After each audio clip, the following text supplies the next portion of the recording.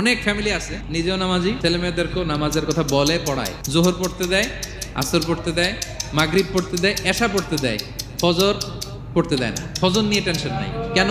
আমার কলিজার টুকরা সন্তান ঘুমায় হুজুর, কাঁচা ঘুম কেমনে ভাঙাই। যে বাবা মারা মনে করে সকালে কিভাবে ডাকি, উঠতে চায় না হুজুর, কাঁচা ঘুম কষ্ট হয়ে যায়, ফজরের সময় যদি আগুন লেগে যায় আপনার ঘরে, কি করবেন? আরেকটু ঘুমা, কাঁচা ঘুম। দুনিয়ার আগুন থেকে রক্ষা করার জন্য যেমনি ডাকেন, উঠায় নিয়ে আসেন, জাহান্নামের কঠিন আগুন থেকে বাঁচানোর জন্য ফজরের সময়ও ডাকার দরকার আছে না নাই?